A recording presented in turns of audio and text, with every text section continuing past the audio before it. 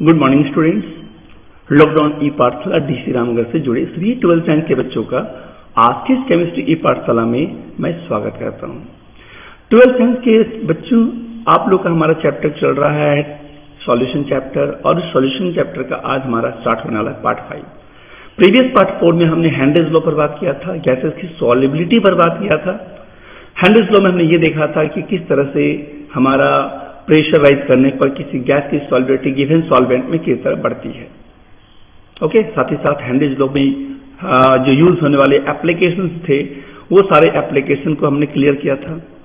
तो I hope कि आपको पिछले क्लास का जो पार्ट 4 है वो सारे टॉपिक आपको क्लियर होगा। चलिए, इसी उम्मीद के साथ आज हम लोग पार्ट 5 को पढ़ते हैं। आज हम पार्ट 5 में लेके आए स्टूडेंट सॉल्यूशन का बहुत ही इंपॉर्टेंट टॉपिक जिसका नाम है रॉल्स लॉ। कौन सा टॉपिक है? Rawls law. और ये टॉपिक बहुत ही इंपॉर्टेंट टॉपिक है फॉर योर बोर्ड एग्जामिनेशन। तो उससे पहले हम लोग पढ़ेंगे vapour pressure of a binary solution. Vapour pressure of binary solution. तो चलिए स्टार्ट करते हैं। Vapour pressure of binary solution. Binary solution तो आपको मालूम है, बाइनरी जिसमें दो कंपोनेंट्स होते हैं, एक सॉल्यूट और एक सॉल्वेंट। ऐसे सॉल्यूशन को हम लोग बाइनरी सॉल्यूशन कहते हैं। बाइनरी सॉल्यूशन की अपनी एक वेपर प्रेशर होती है। अब वो वेपर प्रेशर कितनी होगी उसको जानने के लिए सबसे पहले हमें वेपर प्रेशर के कॉन्सेप्ट को समझना पड़ेगा। आखिर ये वेपर प्रेशर होता क्या है? नाम से समझ में आ रहा है वेपर प्रेशर, मतलब जो प्रेशर वेपर के द्वारा एक्सर्ट हो। वेपर तो आप जानते हैं, किसी लिक्विड को जब हीट करते हो तो वो लिक्विड मॉलिक्यूल क्या होता है? इवेपोरेट होता है। दैट मीन्स वो उसका वाष्पीकरण होता है, वो वाष्प में बदल जाता है और उसी वाष्प को हम कहते हैं वेपर। क्या उस वाष्प में भी प्रेशर होगा? बिल्कुल होगा। देखिए कैसे होगा। तो सॉल्यूशन की वेपर प्रेशर को समझने से पहले हमें वेपर प्रेशर ऑफ लिक्विड समझना पड़ेगा। मान लो लिक्विड प्योर फॉर्म में, सपोज आपके इस कंटेनर में कोई लिक्विड है, मान लो ये वाटर है, कंटेनर ओपन है, क्लोज सिस्टम नहीं है, ये ओपन है। ओके, अभी ये बिल्कुल किसी तरह का कोई इवेपोरेशन नहीं हो रहा है, क्योंकि इसमें किसी तरह का कोई हीट नहीं हो रहा है। लेकिन यदि इस लिक्विड को मतलब इस कंटेनर को हम क्लोज कर दें और फिर इसको हम हीट करना शुरू कर दें स्टूडेंट, तो बताइए क्या होगा? जब इस लिक्विड के मॉलिक्यूल्स यानी वाटर के मॉलिक्यूल जब हीट एनर्जी को एब्जॉर्ब करेगा, दैट मीन्स थर्मल एनर्जी को एब्जॉर्ब करेगा, तो इसके मॉलिक्यूल इस सरफेस से होकर, इस सरफेस को छोड़ मतलब इस सरफेस से होकर निकलना शुरू कर देगा, मतलब वो स्कैप करना शुरू कर देगा, यानी वो वेपर में चेंज होना शुरू कर देगा। ओके, हमने क्या किया? टेम्परेचर बढ़ाया। हम इसको और टेम्परेचर बढ़ाएंगे तो बताइए क्या होगा? और ज्यादा नंबर ऑफ मॉलिक्यूल्स यहां से स्कैप करेगा इस सरफेस से होके। कहां से? इस सरफेस से होके इसके और भी वेपर्स मॉलिक्यूल्स जो होंगे स्कैप करेगा। दैट मीन्स इवेपोरेशन बढ़ जाएगा। उसी तरह से और यदि हीट करेंगे तो और बढ़ जाएगा। एक ऐसा कंडीशन आएगा, एक ऐसा टेम्परेचर पहुंचेगा जहां पर इसके गैसेस मॉलिक्यूल्स के वेपर मॉलिक्यूल्स यहां पे जाकर टकराएगा, ऐसा कंडेंसेशन होगा, मतलब उसका संघनन होगा। वो वापस फिर से वो वेपर से लिक्विड में चेंज होगा, वेपर से लिक्विड में चेंज हो जाएगा, जिसे आप कहते हो कंडेंसेशन। किसी गैस का लिक्विड में चेंज होना क्या कहलाता है? कंडेंसेशन कहलाता है। तो ऐसा होगा। यहाँ पर इतने सारे स्टेजेस हो रहे हैं। क्या क्या हुआ? पहले हमने हिट किया, किया तो कुछ नंबर ऑफ मॉलिक्यूल्स कैच किया, दैट मीन्स वेपराइज हुआ। फिर हमने हिट किया तो नंबर ऑफ मॉलिक्यूल्स का वेपराइजेशन और बढ़ गया, और हिट किए तो और नंबर ऑफ मॉलिक्यूल वेपराइज हुआ। एक ऐसा स्टेट पहुंचा, एक ऐसा स्टेट में मतलब ये प्रोसेस पहुंचा जहां हम देखें कि लिक्विड मॉलिक्यूल की संख्या इतनी बढ़ गई कि जब वो इवेपोरेट करता है तो उसी के मॉलिक्यूल्स फिर से रिवर्स होकर लिक्विफाई हो जाता है, रिवर्स होकर उसका कंडेंसेशन हो जाता है। तो यहाँ दोनों प्रोसेस हो रहा है। क्या हो रहा है? दोनों प्रोसेस, इवेपोरेशन भी हो रहा है और कंडेंसेशन भी हो रहा है। मतलब लिक्विड के मॉलिक्यूल वेपराइज भी कर रहा है और वो वेपर मॉलिक्यूल फिर से कंडेंस होकर लिक्विफाई भी हो रहा है। ओके, तो स्टूडेंट हम यहाँ दो स्टेज पर ज्यादा फोकस करेंगे। पहला stage, initial rate of evaporation is high. जब सरफेस पूरी तरह फ्री था, जब उसको इनिशियली हम हिट करना शुरू किए थे तो उस समय धीरे धीरे इवेपोरेशन का जो रेट था वो काफी ज्यादा था as compared to rate of condensation, यानी उस वक्त कंडेंसेशन का रेट काफी कम था। लेकिन एक ऐसा स्टेट में पहुंचा जब हम उसको हिट को बढ़ाएं तो हमने पाया क्या कि rate of evaporation is equal to rate of condensation, मतलब जिस एक्सटेंट से हमारे लिक्विड के मॉलिक्यूल इवेपोरेट हो रहा है उसी एक्सटेंट से ये जो वेपर मॉलिक्यूल कंडेंस होके फिर से लिक्विड बन जा रहा है। इसी को कहते हैं इक्विलिब्रियम स्टेट, यानी सिस्टम किस स्टेट में पहुंच रहा है, क्लोज सिस्टम, ये क्लोज सिस्टम इक्विलिब्रियम में पहुंच रहा है। ओके, अब देखिए ये वेपर प्रेशर होता क्या है। तो सबसे पहला वेपर प्रेशर, अब जरा ध्यान देंगे स्टूडेंट, जब ये लिक्विड मॉलिक्यूल जब इवेपोरेट होगा और जब ये इक्विलिब्रियम स्टेट में अटेंड करेगा तो ये मॉलिक्यूल जाके कंडेंस होके इस सरफेस को पुश करेगा, मतलब पुश करेगा मतलब प्रेशराइज करेगा, यानी इसमें प्रेशर लगने वाला है किस पे, इस सरफेस पर, वो भी किसके द्वारा, उस वेपर के मॉलिक्यूल्स के द्वारा जिसका कंडेंसेशन हो रहा है। चलिए मैं भी थोड़ा देर में दिखाता हूं। तो vapour pressure is a property of a liquid is related to evaporation, यानी वेपर प्रेशर जो टर्म है, जो प्रॉपर्टी है किसी लिक्विड की, वो किससे संबंधित है, इवेपोरेशन से, वाष्पीकरण से। ना ही इवेपोरेशन होता, ना ही वेपराइज होता, और ना ही उस वेपर के द्वारा इस सरफेस से कोई प्रेशर एक्सर्ट होता। तो हम कह सकते हैं ना कि vapour pressure is a property of liquid which related to evaporation. Next point, the pressure that is exerted, अब हमारा क्या हो रहा है, प्रेशर एक्सर्ट हो रहा है इस वेपर मॉलिक्यूल्स के द्वारा, इस सरफेस पे क्या हो रहा है, प्रेशर एक्सर्ट हो रहा है। हम यहां पर यदि एक बैरोमीटर लगा देते हैं तो उस बैरोमीटर से हम ये प्रेशर भी मेजर कर सकते हैं कि इस लिक्विड सॉल्वेंट पर कितना प्रेशर एक्सर्ट हो रहा है। ओके, तो the pressure that is exerted by a vapour in a equilibrium, कौन सा स्टेट में ये है, इक्विलिब्रियम क्या बताया था, rate of evaporation is equal to rate of condensation, मतलब जिस रेट से हमारा ये लिक्विड क्या हो रहा है, इवेपोरेट हो रहा है, उसी रेट से वो इवेपोरेट वेपर जो है कंडेंस होकर फिर से लिक्विड बन जा रहा है। The pressure that is exerted by a vapour in equilibrium with its phases either A solid और इन लिक्विड, चाहे वो सॉलिड फेज में भी रहे या फिर लिक्विड फेज में रहे, उस पर जब प्रेशर एक्सर्ट हो, okay, at a given temperature and in a close system, system का क्लोज होना बहुत ही आवश्यक है बच्चों। बताइए क्यों, क्योंकि यदि सिस्टम क्लोज नहीं होता, मान लिया जाए, तो इस लिक्विड के मॉलिक्यूल जो भी इवेपोरेट होगा, बोलिए, ये स्कैप कर जाएगा, एटमॉस्फेयर में चला जाएगा। जब ये एटमॉस्फेयर में चला जाएगा तो बताइए इक्विलिब्रियम अटेंड करेगा, क्या वो मॉलिक्यूल्स पे कोई प्रेशर इस सरफेस पे लगने वाला है, नहीं लगने वाला है, तो ये एटमॉस्फेरिक प्रेशर पे है, लेकिन इसमें प्रेशर तब न लगेगा जब इस कंटेनर को हम क्लोज करेंगे। तो सिस्टम कैसा होना चाहिए वेपर प्रेशर के लिए, क्लोज सिस्टम होना चाहिए। ओके, तो हम आपको फिर से बता रहे हैं वेपर प्रेशर होता क्या है, the pressure that is exerted by a vapour in equilibrium with its phases either as solid or liquid at a given temperature and in a close system. I hope आपको vapour pressure का ये जो term है, किसी liquid की जो vapour pressure है, आपको समझ में आ गया होगा। ओके, नाउ जरा देखिए यहां हम क्या देख रहे हैं, ये लिक्विड के मॉलिक्यूल्स वेपर बन के फिर से लिक्विफाई होके इस सरफेस की ओर वापस आ रहा है। तो बताइए इस सरफेस में कोई पुश हो रहा है, इस मॉलिक्यूल्स के द्वारा यहाँ प्रेशर एक्सर्ट हो रहा है। देखिए यहाँ लिखे हैं प्रेशर एक्सर्टेड। तो ये जो कंडेंस मॉलिक्यूल्स है, यहाँ पर क्या कर रहे हैं, वेपर मॉलिक्यूल जो है वो इस सरफेस पर क्या कर रहा है, प्रेशर एक्सर्ट कर रहा है, और that pressure is called vapour pressure of a liquid. Okay, तो कंडीशन में देखा कैसे कैसे ये चेंजेस हो रहा है due to change in temperature, temperature के चेंज होने से एक इक्विलिब्रियम स्टेट अटेंड कर रहा है, और इसी स्टेट पे अटेंड करने के बाद हमारा वेपर्स के मॉलिक्यूल के द्वारा जितना सरफेस पे प्रेशर एक्सर्ट हो रहा है, that pressure is called vapour pressure. Okay, चलिए आगे बढ़ते हैं। तो हम ओवरऑल ये डेफिनेशन हम लोग को समझ में आ गया। आप लोग वीडियो को पॉज करके ये डेफिनेशन जरूर अपने कॉपी में राइट डाउन कीजिएगा। रोल्स लॉ को लिखने से पहले वेपर प्रेशर का कॉन्सेप्ट जान लेना बहुत ही आवश्यक है, तभी आपको रोल्स लॉ समझ में आएगा। एक और खास बात बच्चों, यहाँ पे जो प्रेशर एक्सर्ट होगा उसकी कोई तो वैल्यू होगी ना, और ये जो प्रेशर एक्सर्ट यहाँ जो होने वाला है, यहाँ जो प्रेशर एक्सर्ट होने वाला है इस लिक्विड के द्वारा, तो ये लिक्विड प्योर फॉर्म में है, इसमें किसी तरह का कोई अदर लिक्विड मिक्स्ड नहीं है। तो इस प्योर फॉर्म में जब इस लिक्विड की जो वेपर प्रेशर होगी, इस कंपोनेंट का जो वेपर प्रेशर होगा, इसे यदि कंपोनेंट 1 मान लिया जाए तो इस प्योर फॉर्म के वेपर प्रेशर को हम P1 या P01 भी लिख सकते हैं। P01 मतलब भाई केवल इसमें कंपोनेंट 1 है, कोई दूसरा कंपोनेंट इसमें प्रेजेंट नहीं है, यानी ये प्योर फॉर्म में है। इसमें किस तरह का इस तरह का कोई सॉल्यूशन फेज नहीं है, ये एक प्योर लिक्विड फॉर्म है। ओके, ये प्योर सॉल्वेंट फॉर्म है। तो इस प्रेशर को हम रिप्रेजेंट करते हैं P01 से। यदि कहीं हम P1 रिप्रेजेंट करते हैं या नॉट यूज ना करके केवल P1 यूज करते हैं, तो समझ जाइए वो किसी सॉल्यूशन में प्रेजेंट है और उस सॉल्यूशन के फॉर्म में उसकी वेपर प्रेशर की बात कर रहे हैं। तो P1 और P01 में समझ में आ गया। P01 मतलब उस कंपोनेंट का, उस लिक्विड कंपोनेंट का वेपर प्रेशर उस समय की बात कर रहे हैं जब वो प्योर फॉर्म में है। और P1 का मतलब क्या होगा?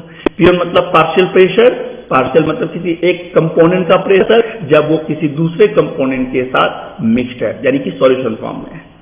सॉल्यूशन फॉर्म में, अभी हम किसी लिक्विड की वेपर प्रेशर की बात कर रहे हैं, अभी हम सॉल्यूशन पर बात नहीं कर रहे हैं। ओके, तो आई थिंक आपको वेपर प्रेशर का ये कॉन्सेप्ट क्लियर हो गया होगा। अब थोड़ा हम बात करते हैं कि किसी लिक्विड की वेपर प्रेशर किस किस फैक्टर पर डिपेंड करता है, फैक्टर्स अफेक्टिंग वेपर प्रेशर। तो स्टूडेंट, किसी भी लिक्विड की जो वेपर प्रेशर होती है कौन कौन से फैक्टर पर डिपेंड करता है? तो सबसे पहला नंबर 1, नेचर ऑफ लिक्विड। जिस लिक्विड पर वेपर प्रेशर एग्जर्ट हुआ उसके सरफेस पर, उसके मॉलिक्यूल के नेचर पर डिपेंड करेगा। अब ये नेचर की जहां तक बात है तो क्या नेचर होगा बताइए? लिक्विड के मॉलिक्यूल के अंदर इंटरमॉलिक्यूलर फोर्स होता है, राइट, यानी हर एक मॉलिक्यूल दूसरे मॉलिक्यूल को इंटरेक्ट करता है। लेकिन हर लिक्विड मॉलिक्यूल का जो इंटरमॉलिक्यूलर फोर्स होता है वो एक जैसा नहीं होता, किसी की अधिक होती है, किसी की कम होती है। अब जब आप सोचिए कि जहां इंटरमॉलिक्यूलर फोर्स ज्यादा होगा उस लिक्विड का इवेपोरेशन रेट इनिशियली कम होगा, ज्यादा टेम्परेचर राइज करेंगे, ज्यादा टेम्परेचर कम मॉलिक्यूल स्केप करेगा क्योंकि उसकी इंटरमॉलिक्यूलर फोर्स ज्यादा है। इंटरमॉलिक्यूलर फोर्स ज्यादा तो हर मॉलिक्यूल को चाहता है वो अपनी ओर आकर्षित करके रखें, उसको स्केप होने ना दें। बात समझ रहे हैं? तो लिक्विड का, हर एक लिक्विड मॉलिक्यूल का अपना एक नेचर होता है। किसी के इंटरमॉलिक्यूलर फोर्स ज्यादा होता है, किसी के इंटरमॉलिक्यूलर फोर्स कम होता है। जैसे मान लिया कि हम एल्कोहल और वाटर की कंपैरिजन करें, एल्कोहल और वाटर की कंपैरिजन करें तो एल्कोहल है इथेनॉल, इथाइल अल्कोहल और वाटर, किसमें इंटरमॉलिक्यूलर फोर्स ज्यादा होगा? तो आप पढ़े होंगे इंटरमॉलिक्यूलर हाइड्रोजन बॉन्डिंग। वाटर में जो इंटरमॉलिक्यूलर का जो एक्सटेंट है वो इथेनॉल से ज्यादा होता है। तो बताइए किसका वेपर प्रेशर ज्यादा होगा? ऑफ कोर्स जिसकी इंटरमॉलिक्यूलर फोर्स कम है, यानी कि अल्कोहल का जो इंटरमॉलिक्यूलर फोर्स है वो वाटर से क्या है? कम है। तो बताइए अल्कोहल का वेपर प्रेशर ज्यादा होगा ना, जो ज्यादा वेपर एक्सर्ट करेगा वो ज्यादा प्रेशर एक्सर्ट करेगा सरफेस पर। जो ज्यादा वेपराइज होगा, जो इजिली वेपराइज होगा, उसके नंबर ऑफ मॉलिक्यूल ज्यादा वेपराइजेशन शो करेगा और इस केस में वेपर प्रेशर भी उसकी ज्यादा होगी। तो वरना लिक्विड के नेचर पर तो क्या लिखे? Nature of liquid is explain on the basis of its intermolecular forces, that is as the magnitude of the intermolecular forces increases vapour pressure will decreases. यानी इंटरमॉलिक्यूलर फोर्स और वेपर फोर्स एक दूसरे के क्या है? इनवर्सली प्रोपोर्शनल है, यानी जितना ज्यादा इंटरमॉलिक्यूलर फोर्स बढ़ेगा उसकी वेपर प्रेशर उतनी ही घटेगी। तो ये हुआ हमारा पहला factor, nature of liquid. I hope ये फैक्टर्स से आप सेटिस्फाइड होंगे कि नेचर ऑफ लिक्विड पर वेपर प्रेशर किस तरह से डिपेंड करता है। सेकेंड पॉइंट हमारा है इफेक्ट ऑफ टेम्परेचर। बिल्कुल ये तो होगा ही होगा, आप टेम्परेचर जितना ज्यादा बढ़ाओगे, है ना, रेट ऑफ इवेपोरेशन उतनी ही ज्यादा बढ़ेगी। अब जब इवेपोरेशन बढ़ेगी तो मॉलिक्यूल्स की संख्या बढ़ेगी। किस मॉलिक्यूल की? वेपर मॉलिक्यूल की संख्या। अब जब वेपर मॉलिक्यूल की संख्या बढ़ेगी तो सरफेस पर प्रेशर ज्यादा एक्सर्ट करेगा। तो ओवरऑल क्या समझ में आया? जितना ज्यादा टेम्परेचर बढ़ाएंगे वेपर प्रेशर उतनी ही ज्यादा बढ़ेगी। यानी कि वेपर प्रेशर और टेम्परेचर कह सकते हैं एक दूसरे के क्या है? Directly proportional. So as the temperature of the liquid increases, the kinetic energy associated the liquid also increases. Kinetic energy मतलब उसके जो मॉलिक्यूल की जो kinetic energy है वो भी उतना ही ज्यादा बढ़ेगा। Okay? Now, and due to this increase in kinetic energy, the escaping tendency of molecule increases and hence vapor pressure increases. So we can conclude that vapor pressure is directly proportional to temperature. I think आपको समझ में आ गया होगा। Okay? चलिए आगे बढ़ते हैं। Concentration of solute, solute के कॉन्सेंट्रेशन पे भी डिपेंड करता है कि सॉल्यूशन के कॉन्सेंट्रेशन, मतलब सॉल्यूशन के फॉर्म में ये फैक्टर काम करेगा। सॉल्यूट का नेचर कैसा, यानी सॉल्यूशन में सॉल्यूट का नेचर कैसा है। The presence of solute in the liquid will decrease the vapor pressure. The presence of solute in the liquid will decrease the vapor pressure and this fall in vapor pressure also varies with the concentration of solute. ध्यान देंगे अभी हम लोग एक pure liquid के vapour pressure की बात कर रहे थे। तो किसी लिक्विड के वेपर प्रेशर या किसी सॉल्यूशन की वेपर प्रेशर उसके कॉन्सेंट्रेशन पर डिपेंड करेगा ना। यदि लिक्विड के वेपर प्रेशर, प्योर लिक्विड के वेपर प्रेशर की फैक्टर की बात करें तो हम ये दो फैक्टर की बात करेंगे, लेकिन हम सॉल्यूशन के फॉर्म में यदि उसकी वेपर प्रेशर की बात करेंगे तो ये फैक्टर भी उसमें अप्लाई होगा कि उस सॉल्यूशन में सॉल्यूट का कॉन्सेंट्रेशन कितना है, यानी कितना अमाउंट में सॉल्यूट उसमें डिसॉल्व है। सॉल्यूट डालने से किसी प्योर लिक्विड यदि हम सॉल्यूट ऐड कर देते हैं तो ये याद रखेंगे बच्चे कि उसकी वेपर प्रेशर जो है डिक्रीज कर जाएगा। भाई सॉल्यूट मॉलिक्यूल डालेंगे तो सरफेसेस ऑक्यूपाई करेगा सॉल्यूट के मॉलिक्यूल्स, तो उसकी जो वेपर प्रेशर जो पहले थी अब उतनी नहीं रहेगी, अब वो क्या हो जाएगा, बोलिए, मोस्टली कम हो जाएगा। लेकिन आगे तक हम ये भी देखेंगे कि सॉल्यूट के नेचर पे डिपेंड करता है कि वहां वेपर प्रेशर बढ़ेगा या वहां वेपर प्रेशर घटेगा। तो and this fall in vapour pressure, जब वो लिक्विड के मॉलिक्यूल में सॉल्यूट मॉलिक्यूल प्रेजेंट होगा तब वेपर प्रेशर क्या हो जाएगा, घट जाएगा। एंड दिस फॉल, और ये क्या करता है, fall in vapour pressure also varies with concentration of solute. अब जिस सॉल्यूट के कारण मान लो वेपर प्रेशर घटेगा तो जितना ज्यादा सॉल्यूट होगा यानी उसकी जितनी ज्यादा कॉन्सेंट्रेशन होगी उसके वेपर प्रेशर भी उतनी ही तरह से उसी एक्सटेंट से ना वेरी करेगा। तो सॉल्यूट के नेचर पे भी डिपेंड करता है किसी सॉल्यूशन की वेपर प्रेशर। ओके ना, तो अभी तक हम लोग जो कॉन्सेप्ट हम लोग जो देखें वो एक लिक्विड के फॉर्म में वेपर प्रेशर की बात की यानी प्योर फॉर्म में। लेकिन यदि हम एक बाइनरी सॉल्यूशन की वेपर प्रेशर की बात करें बच्चे, तो बाइनरी सॉल्यूशन की वेपर प्रेशर कैसी होगी, इस दो चीज पर डिपेंड करता है, एक लिक्विड इन लिक्विड सॉल्यूशन पर और दूसरा सॉलिड इन लिक्विड पर। पहला क्या बोले, लिक्विड इन लिक्विड पर और सॉलिड इन लिक्विड पर। यदि हम लिक्विड इन लिक्विड सॉल्यूशन पर बात करें, लिक्विड इन लिक्विड का मतलब हुआ सॉलिड भी लिक्विड और सॉल्वेंट भी लिक्विड।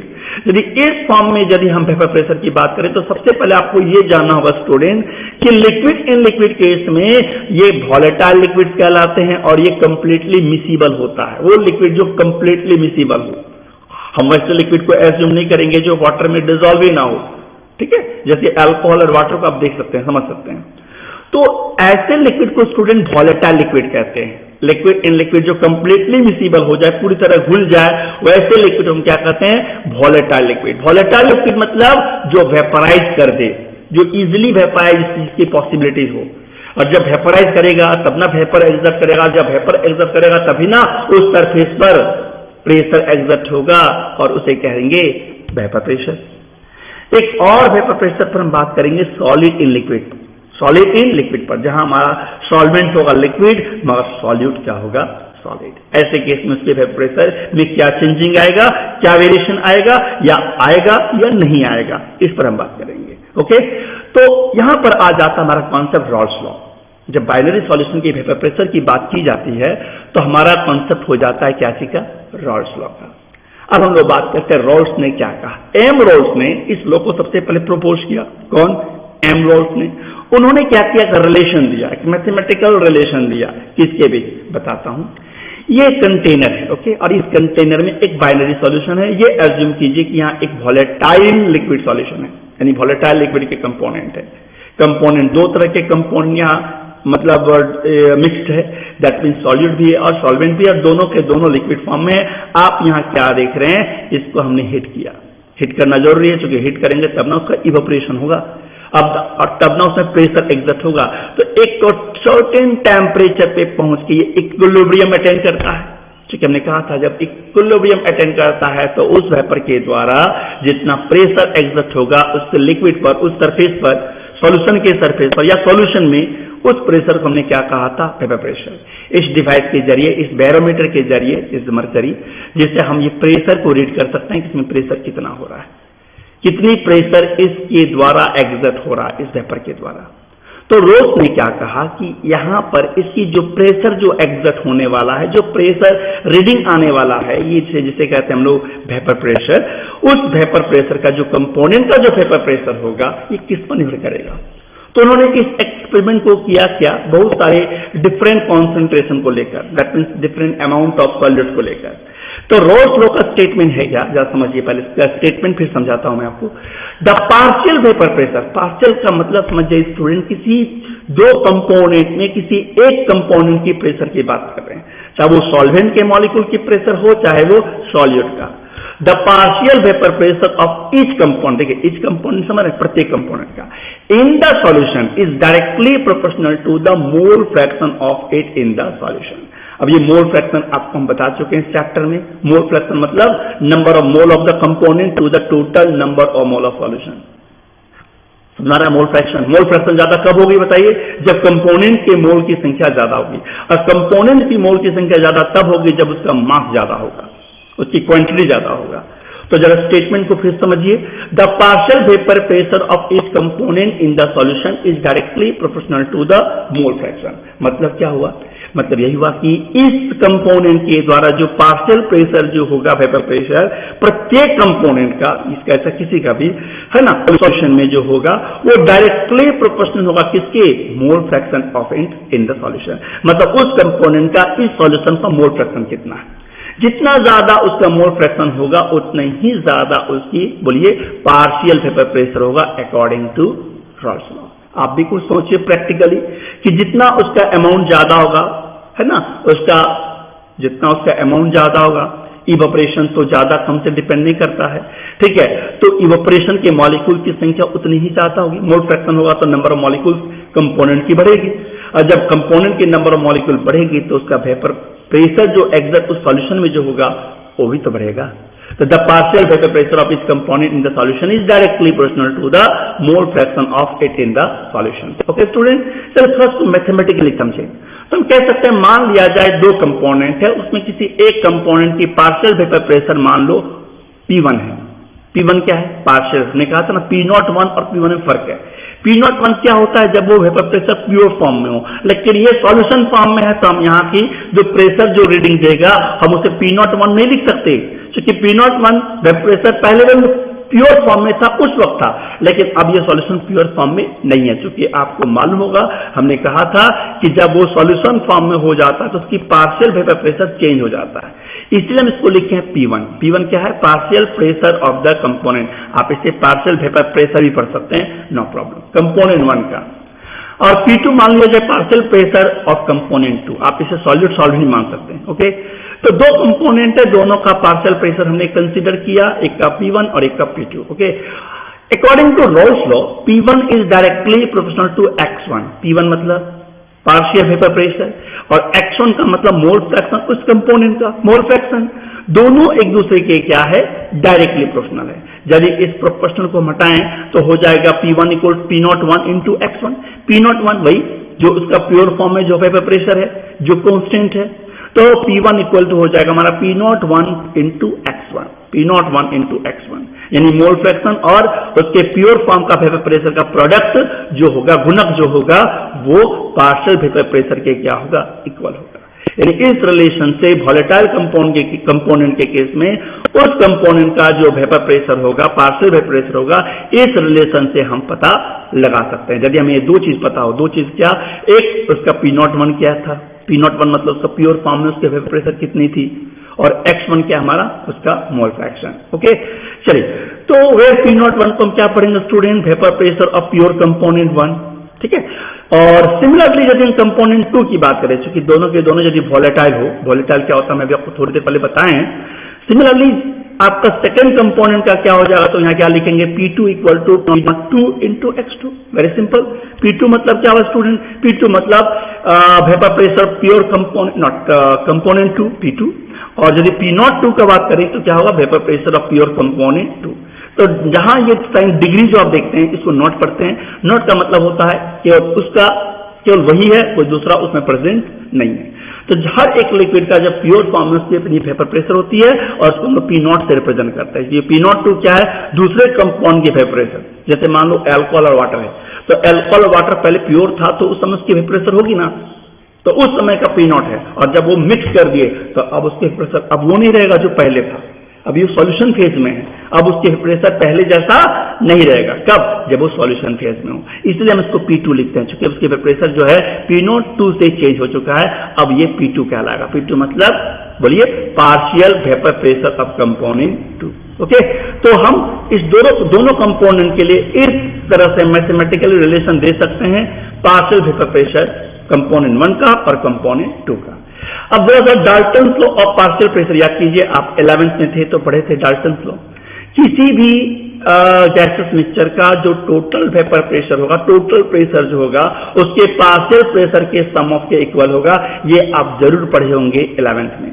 तो टोटल प्रेशर सॉल्यूशन का कितना हो जाएगा, तो भाई ये टोटल प्रेशर जो बैरोमीटर में जो रीडिंग होके आएगा तो दोनों का सम ऑफ ना होगा P1 प्लस P2। P1 क्या है, partial vapour pressure of component 1, P2 क्या है, partial vapour pressure of component 2। तो इस तरह टोटल प्रेशर हो जाएगा P1 प्लस P2। P1 का वैल्यू पुट कर दिए x1 इंटू P01 और P2 का वैल्यू पुट कर दिए x2 इंटू P02। कर सकते हैं पुट। लेकिन एक बात जानिए, हम इक्वेशन 1 मानेंगे क्योंकि अभी हम इस रिलेशन को और भी दूसरे टर्म में भी एक्सप्रेस्ड कर सकते हैं। देखिए कैसे, आपको याद होगा स्टूडेंट कि कोई भी सॉल्यूशन का जो टोटल मोल फ्रैक्शन होता है वो 1 होता है। कुछ दिन पहले पढ़ाए थे जरा।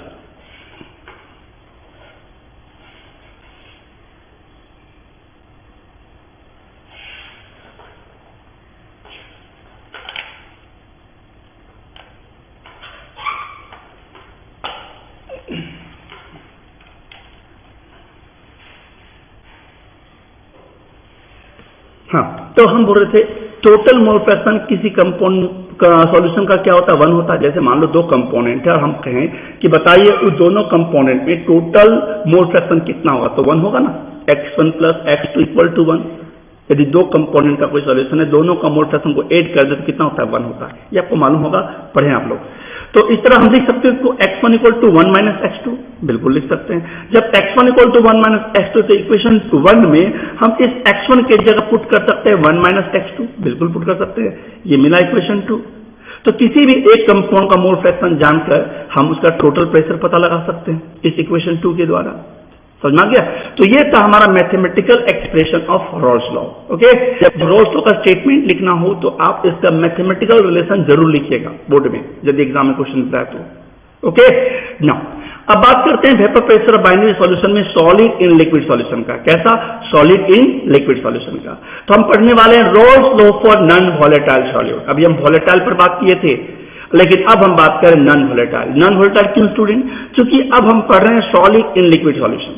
जब भी किसी सॉलिड को यदि किसी प्योर सॉल्वेंट में ऐड करते हैं तो सॉलिड, जो सॉलिड आप सुन रहे थे, शुगर, यूरिया, ग्लूकोज, ऐसे सॉलिड का जो वेपर प्रेशर होगा वो 0 होगा। कहने का मतलब इसमें किसी तरह का कोई वेपर प्रेशर एक्सर्ट नहीं होगा, और जिसमें कोई वेपर प्रेशर एक्सर्ट ना हो समझो वो कंपोनेंट नॉन वॉलेटाइल है। वो कंपोनेंट किस फेज में है? सॉलिड फेज में। तो जो भी सॉलिड फेज में जो कंपोनेंट होते हैं सॉल्यूशन में, उसकी वेपर प्रेशर एक्सर्ट नहीं होता। तो बताइए, जब ऐसे कंपोनेंट को यदि हम एक प्योर सॉल्वेंट में ऐड करते हैं तो उसके वेपर प्रेशर क्या होगा? बढ़ेगा, घटेगा या कोई चेंज नहीं होगा? तो हमारा जवाब होगा वेपर प्रेशर घटेगा। यदि कोई नॉन वॉलेटाइल सॉल्यूट को यदि हम प्योर सॉल्वेंट में ऐड करते हैं, अभी तक हम वॉलेटाइल कंपोनेंट को ऐड किए थे, लेकिन अब हम बोल रहे हैं नॉन वॉलेटाइल को ऐड करें। नॉन वॉलेटाइल को ऐड करने का मतलब हुआ हम सॉलिड के कंपोनेंट को ऐड कर रहे हैं सॉल्यूट के फॉर्म में। तो बताइए वेपर प्रेशर क्या होगा? हमारा जवाब होगा घटेगा। अब सॉल्यूट का क्यों घटेगा? तो घटने के पीछे कारण स्टूडेंट बताते हैं। एज्यूम कीजिए एक प्योर सॉल्वेंट है वाटर, उस वाटर में ग्लूकोज डाल दिया। अब बताओ क्या हुआ? ग्लूकोज के जो भी मॉलिक्यूल है सरफेस को ऑक्यूपाई करेगा। ग्लूकोज के मॉलिक्यूल सरफेस को अपना जगह घेरेगा। पहले सरफेस तो फ्री था, वॉलेटाइल कंपाउंड का लिक्विड था, लेकिन जब उसमें नॉन वॉलेटाइल डालें, नॉन वॉलेटाइल मतलब जो इस कैपेबल ना हो, जो वॉलेटाइल ना हो, तो नॉन वॉलेटाइल कहलाएगा। तो सरफेस ऑक्यूपाई कर गया किससे? नॉन वॉलेटाइल मॉलिक्यूल से। तो जो सरफेस पहले फ्री था उसका इवेपोरेशन जो हो रहा था, क्या अब उसी एक्सटेंट में उसका इवेपोरेशन होगा? बिल्कुल नहीं, क्योंकि सरफेस अब फ्री नहीं है। अब उस सरफेस में नॉन वॉलेटाइल सॉल्यूट के मॉलिक्यूल्स ऑक्यूपाई किए हुए हैं, तो उसकी वेपोरेशन में चेंज होना लाजमी है, स्वाभाविक है।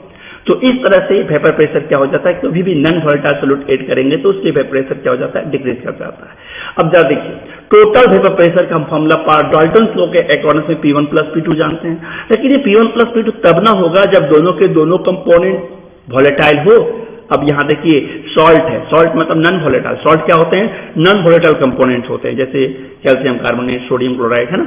अब जब आप ध्यान देंगे total pressure P1 plus P2 हम कह रहे हैं, तो क्या ये फॉर्मूला वैलिड होगा यहाँ पर?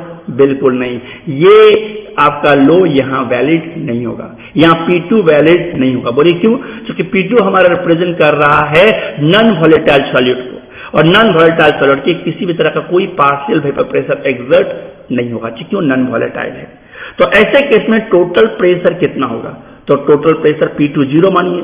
P2 जब 0 मानेंगे तो बताइए P2 0 क्यों हुआ? क्योंकि नॉन वॉलेटाइल सॉलिड है।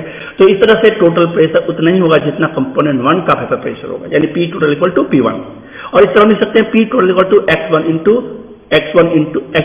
P01 according to Raoult's law for non volatile solid. तो Raoult's law non volatile solid के लिए हम कोई स्टेटमेंट कैसे दे सकते हैं? तो दे सकते हैं, अभी बताते हैं कैसे देंगे। तो x1 तो आप जानते हैं, P01 भी आप जानते हैं। x1 है मोल फ्रैक्शन ऑफ द सॉल्वेंट और P01 है vapour pressure of the pure solvent. Okay, तो इस तरह हम रोल्स लॉ को स्टेट कर सकते हैं नॉन वॉलेटाइल के केस में। Thus the vapor pressure of a solution of a non-volatile solid is equal to क्या? The vapor pressure of the pure solvent, vapor pressure of the pure solid P01 है ना, at that given temperature certain होगा, है ना, multiplied by its mole fraction, यानी इस product को हमारा जो होगा, ये जो प्रोडक्ट होगा ये टोटल वेपर प्रेशर के इक्वल हो जाएगा। किस केस में? नॉन वॉलेटाइल सॉलिड के केस में। नॉन वॉलेटाइल मतलब कोई सॉलिड स्टेट का कोई सॉल्यूट। ओके, आई थिंक आपको ये नॉन वॉलेटाइल सॉलिड के लिए भी आपका रोल्स लॉ का स्टेटमेंट क्लियर हो गया होगा। एग्जाम में ध्यान रखना है कि जब रोल्स लॉ लिखने दिया जा रहा है तो वॉलेटाइल के लिए या नॉन वॉलेटाइल के लिए, और यदि केवल रोल्स लॉ पूछ दे तो आप दोनों लिख सकते हैं, और दोनों लिखना भी चाहिए, वॉलेटाइल के लिए भी और नॉन वॉलेटाइल के लिए भी। ओके स्टूडेंट्स, चलिए, तो आई थिंक आपको ये रोल्स लॉ का स्टेटमेंट समझ में आ गया होगा। रोल्स लॉ का जो मैथमेटिकल रिलेशन था ये भी समझ में आ गया होगा। तो आज इस रोल्स लॉ के साथ इस क्लास को एंड करते हैं। अगले क्लास में क्या हम लेके आएंगे वो जान लीजिए आप लोग। अगले क्लास में हम रोल्स लॉ के आधार पर हम दो सॉल्यूशन के बारे में बात करेंगे, एक आइडियल और non ideal solution. Liquid solution दो होते हैं, आइडियल और नॉन आइडियल, इस पर बात करेंगे। कैसे सॉल्यूशन को आइडियल कहते हैं, कैसे सॉल्यूशन को नॉन आइडियल कहते हैं। नॉन आइडियल सॉल्यूशन दो तरह के होते हैं, एक पॉजिटिव डेविएशन शो करने वाला और एक नेगेटिव डेविएशन शो करने वाला। तो इन सारे टॉपिक को हम लोग क्लियर करेंगे नेक्स्ट क्लास में, पार्ट 6 में। ओके स्टूडेंट, तो चलिए सभी को thank you, stay home, save life.